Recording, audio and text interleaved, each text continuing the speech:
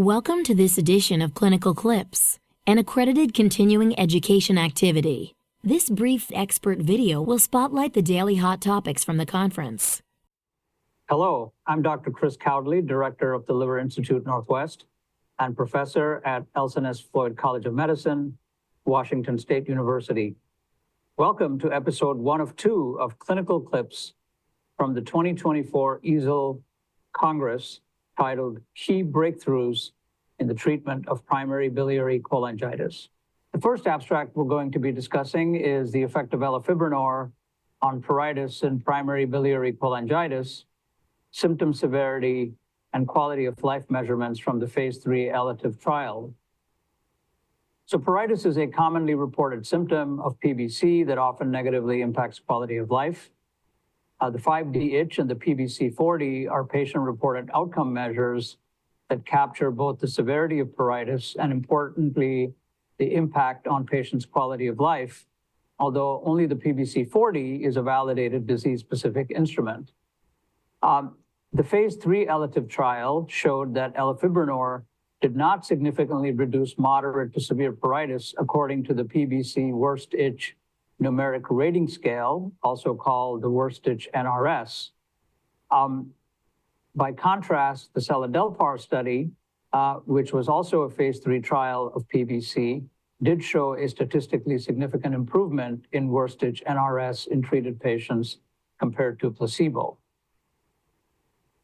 However, in the elafibranor trial, the ELATIVE trial, we found improvements in pruritus were observed with the 5D itch and the PBC-40 itch measures.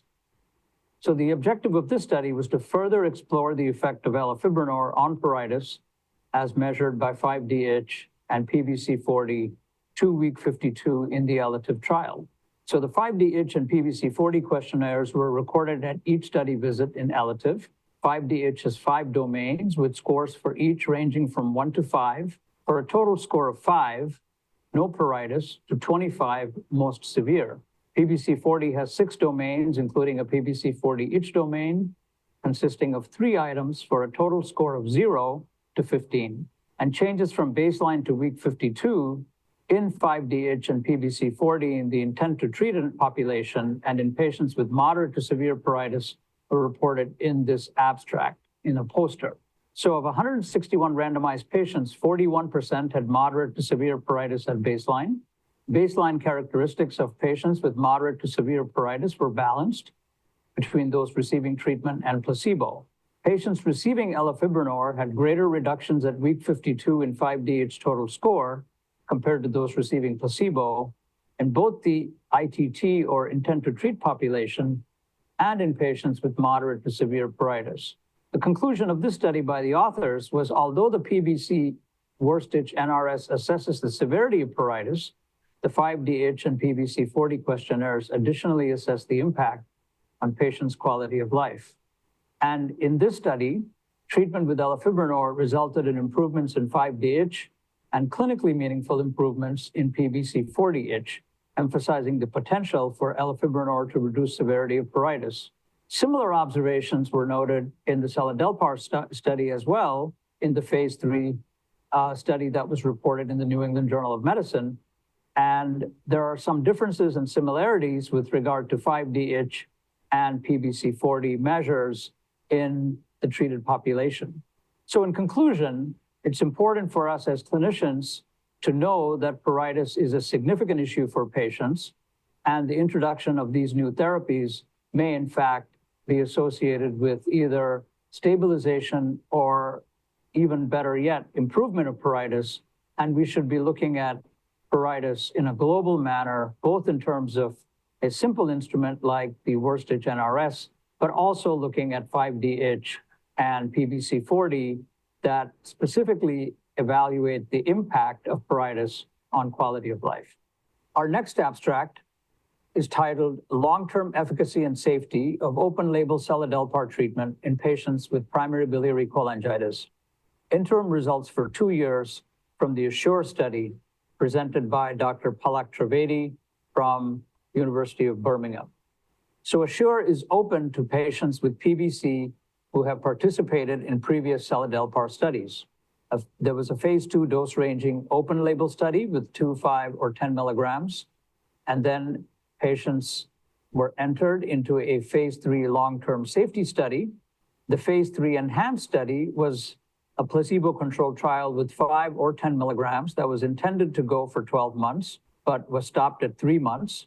In addition, patients entered the phase 1b hepatic impairment study, which was open label for less than 30 days.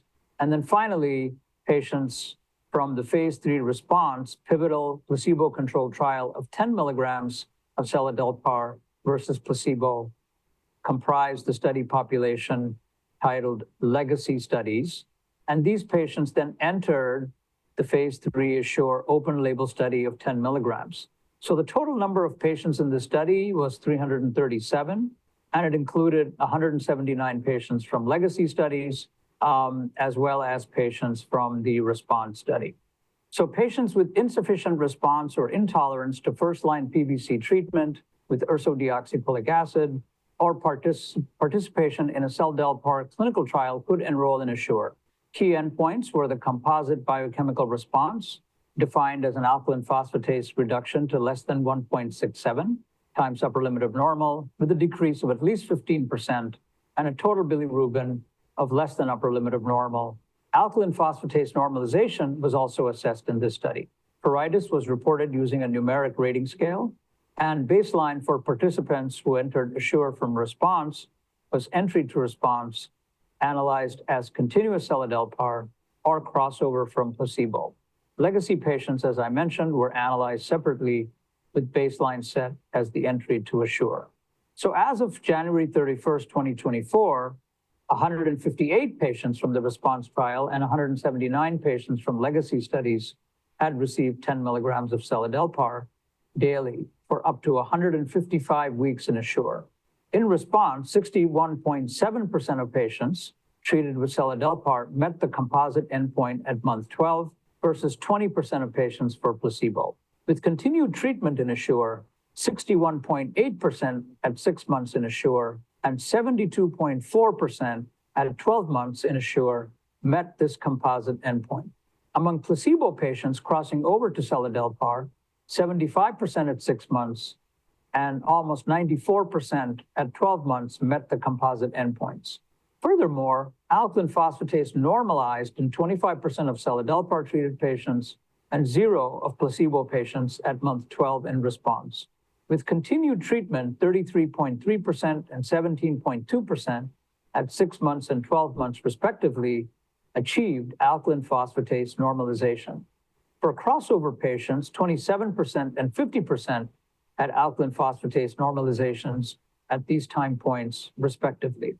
The change in pruritus NRS with seladelpar and ASSURE was similar to response, with a minus 3.8 and minus 3.7 change from baseline at 6 months in continuous and crossover patients respectively, corresponding to the key secondary endpoint in response. Among legacy patients who had previously been in other trials, 73.2% and 69.7% met the composite endpoint at month 12 and month 24 in ASSURE. Normalization of alkaline phosphatase was achieved by 42% at 12 months and 42.4% at 24 months, and reduction in pruritus NRS in this group was minus 3.8 at month 12 and minus 3.1 at month 24. The safety profile was favorable with no treatment-related serious side effects. So the authors concluded that continuous treatment with seladelpar for response in legacy patients led to sustained effects on biochemical markers and pruritus, and seladelpar appeared safe and well-tolerated with long-term use. My comments on this abstract and why I think it is an important one is it demonstrates, first, the safety of long-term therapy with seladelpar, which is an important consideration given that we expect patients to be on therapy, if not indefinitely, at least for a prolonged period. And also that with continued therapy, we don't see a loss of response, but in fact, an accumulation of patients who achieve the composite endpoint, and even more importantly, from my perspective, a substantial proportion of patients achieving alkaline phosphatase normalization. The next abstract I will review is combined effect of obeticholic acid and bezafibrate in patients with primary biliary cholangitis and inadequate response or intolerance to ursodeoxycholic acid, 6-month results from a phase 2 trial. And this study was presented by Dr. David Jones and co-authors from Newcastle University and other centers. So obeticholic acid is currently approved to treat PBC, a second-line therapy. Obeticholic acid is effective in about 47 to 48% of patients in reducing alkaline phosphatase to less than 1.67 times upper limit of normal, with a 15% reduction and maintaining a normal bilirubin. And these are the so-called POISE criteria. Obeticholic acid is associated with the side effect of pruritus, which can be dose-related, particularly earlier in therapy, and this is a limitation of its therapeutic use. Obeticholic acid is also associated with relatively low rates of alkaline phosphatase normalization. Bezafibrate is a fibrate that is widely used in other countries, not available in the US, to treat PBC, and has a favorable effect on lipids and is associated with improvement in pruritus. So the idea of using these two agents in combination would be to achieve greater levels of alkaline phosphatase reduction and possibly mitigate pruritus and lipid changes that may occur with obeticholic acid. So the study was a randomized, double-blind, active-controlled phase 2 trial where patients were randomized 1:1:1 to either bezafibrate alone in an immediate release preparation, bezafibrate in a sustained release preparation, and obeticholic acid titrated from 5 to 10 with a low-dose bezafibrate, or obeticholic acid titrated from 5 to 10 milligrams with higher dose bezafibrate. There was a 12-week double-blind treatment period and then a 12-week open-label long-term safety extension. Percentage change from baseline and normalization rate of alkaline phosphatase, total bilirubin of less than 0.6 times upper limit of normal were assessed. Biochemical remission was defined as normalization or a greater than 40% reduction in ALP, with gamma GT, ALT, and AST being less than upper limit of normal. GLOBE and UK PBC scores were assessed, and safety was assessed by treatment-emergent adverse events. So 75 patients enrolled in the double-blind treatment period. 66 continued to the open-label safety extension. At 6 months, OCA with 400 of bezafibrate sustained release showed a 65% reduction in alkaline phosphatase and a 27.6% reduction in total bilirubin. Approximately 61% of patients in this cohort achieved a normal alkaline phosphatase, and 83% achieved a bilirubin less than 0.6 times upper limit of normal. The OCA bezafibrate 400 combination induced biochemical remission in 67% of patients, and 78% of these patients experienced a greater than 40% reduction in ALP from baseline. The OCA bezafibrate 400 group achieved the greatest change in GLOBE score and UK PBC scores, which are prognostic scores predicting long-term risk of liver-related adverse events. Treatment-emergent adverse events were generally balanced among the cohorts. One patient in the OCA bezafibrate group, 400 bezafibrate group, discontinued due to a serious treatment-emergent adverse event of pruritus. The rate of new events of pruritus with the combination therapy was low at 11% at 6 months. The combination therapy also demonstrated the greatest percentage reduction in total cholesterol and LDL cholesterol. The authors concluded that these results suggested that OCA and bezafibrate was generally well tolerated and has a therapeutic potential to normalize multiple serum biomarkers associated with improved transplant-free and decompensation-free survival. They also observed lower rates of pruritus with this combination therapy than historically was observed in the phase 3 POISE OCA trial.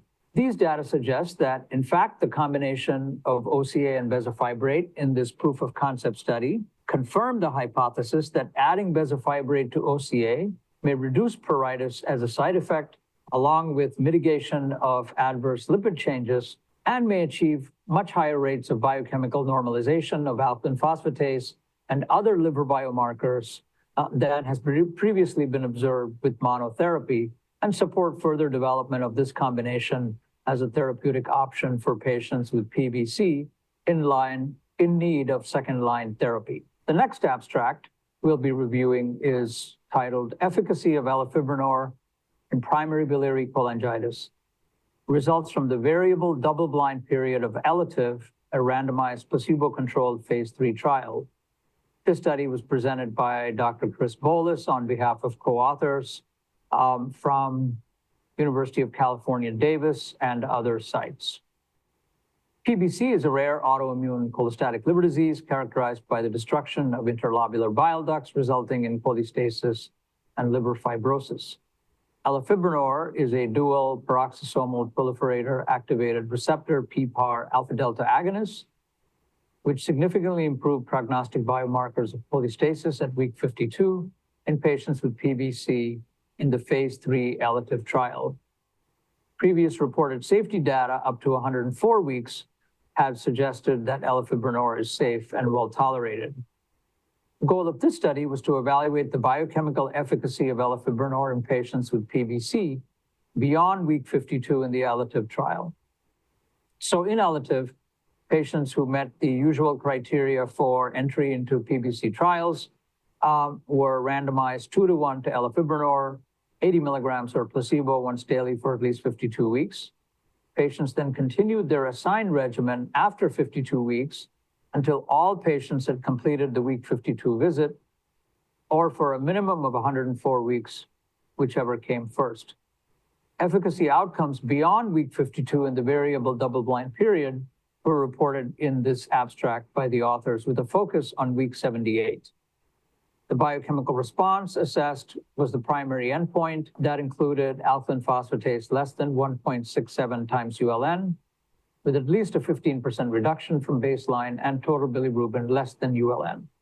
At week 52, 51% of patients on elafibranor achieved a biochemical response, compared to 4% receiving placebo. At week 78, 70% of patients receiving elafibranor achieved a biochemical response, compared with none of the patients, 0 of 13, receiving placebo.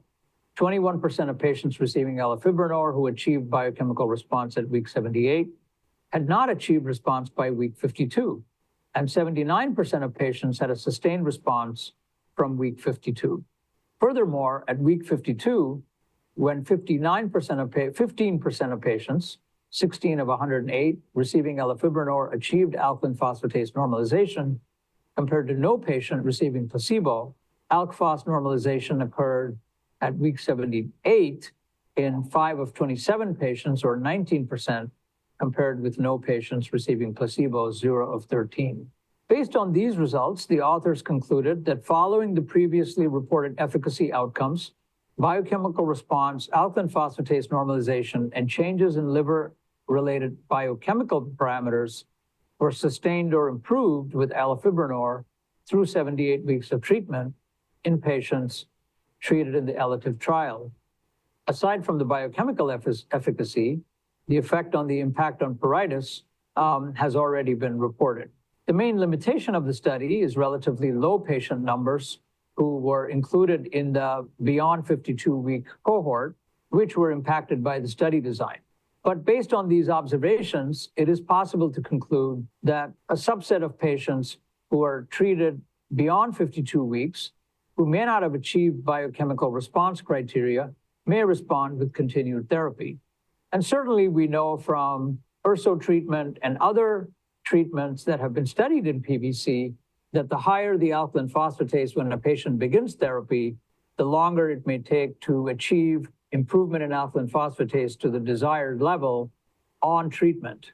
And certainly in clinical practice, we don't stop therapy or decide about efficacy or futility after 52 weeks alone, and support the rationale that continued therapy may be associated with greater improvement in biochemical response criteria than with a discrete threshold at which we decide a patient is a non-responder. Long-term studies in the open-label safety extension arm are currently underway for elafibranor and for seladelpar, which we have described in previous abstracts, and will help answer the question of increased rates of biochemical response with prolonged therapy, and of course, collect very important data on safety, tolerability, and treatment-emergent adverse events. Thank you for joining us for episode 1. Please refer to the landing page for slides and to claim your continuing education credit. And please be sure to come back tomorrow for our final second episode from the 2024 EASL Congress. Thank you. We hope you found this activity useful and educational. To receive continuing education credit and to download your printable certificate, please return to the activity webpage and click on the Claim Credit button associated with today's clinical clip.